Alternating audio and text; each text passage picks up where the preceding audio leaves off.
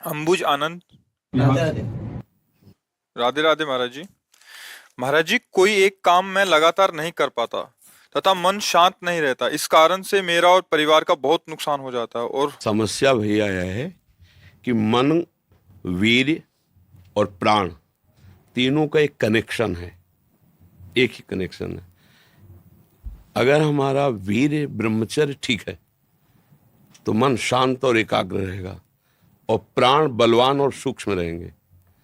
अगर वीर्य कमजोर हो गया तो मन चंचल अशांत और प्राण स्थूल और बलहीन हो जाएंगे, स्थूल, सूक्ष्म नहीं होंगे। अब हमको मेन पॉइंट पर सुधार करना है, चाहे गृहस्थ हो चाहे विरक्त।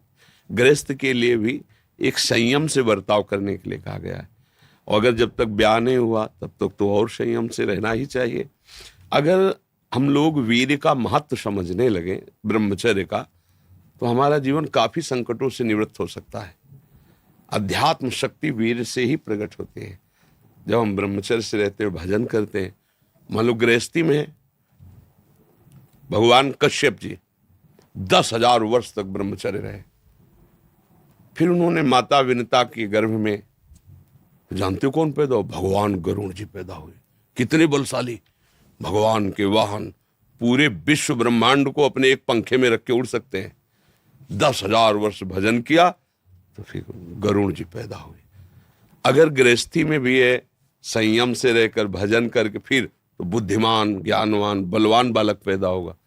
मुझे लगता है ब्रह्मचर्य की तरफ से हमारे समाज की दृष्टि हटती चली जा रही है।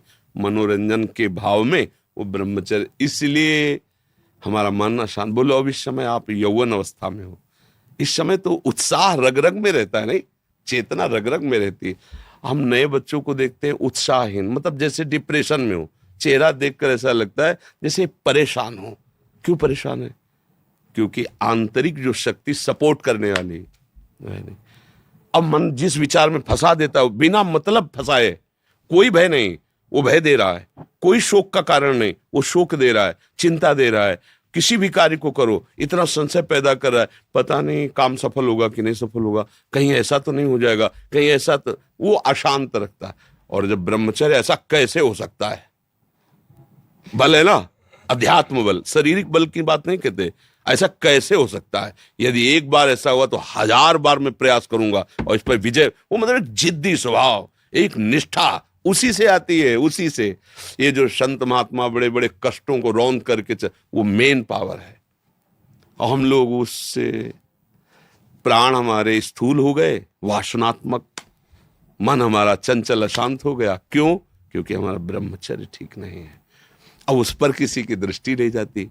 अब ब्रह्मचर्य कैसे ठीक हो? हमारा संग ठीक नहीं, हमारा भोजन ठीक नहीं, हमारा दृश्य ठीक नहीं, हमारा श्रवण ठीक नहीं, गंदी बातें देखें, गंदी बातें सुने, गंदा विचार आए, गंदी क्रियाएं करें, फिर ब्रह्मचर्य कैसे रहा जा सकता है? अगर सुधार करो तो अभी बहुत बढ़िया समय है, कोई ज्यादा अवस्था तो हो नहीं गई। ब्रह्मचर्य का सुधार करो। हम सबसे कहते हैं व्यायाम करो। बिना शरीर को थकाए ब्रह्मचर्य को पचाया नहीं जा सकता। जैसे दंड बैठक, दौड़ भाग, व्यायाम किया, फिर आप भले गृहस्थ हो, फिर दिन भर कार्य करते रहो। 30 मिनट तो पूरे शरीर को ऐसा व्यायाम में रखो पसीना पसीना हो जाए। अब 8-10 बजे तक सो रहे हैं तो व्यायाम कब करें?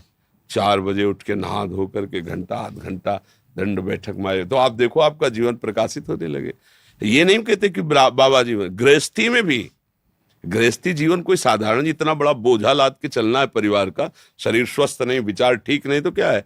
अभी कुछ दिनों ऐसे अगर आचरण ढीले रहे तो शरीर ऐसे भयानक कमजोरी से युक्त हो जाएगा कि आपको सब कहेंगे प्रमादी ये पड़ा रहता है, कुछ करता नहीं। इसलिए संभल जाओ। ब्रह्मचर्य ही परम तप है, ब्रह्मचर्य ही परम धन है, ब्रह्मचर्य परम एकाग्रता है। एकाग्रता ब्रह्मचर्य से आती है। आंख मूंदो या खुली रखो, अगर ब्रह्मचर्य ठीक, एक शीतलता, एक गंभीरता, और जिधर दृष्टि लगा उधर एकदम चिपक जाएगी जाके। जैसे भजन में, नाम में, एक, या आप संसारिक कार्य में बहुत अच्छा कार्य करोगे। अगर आपका ब्रह्मचर्य ठीक ना तो जिधर बहुत अच्छा कार्य करोगे। तो शरीर में दम ही नहीं है। यंत्र का जमाना हो गया है।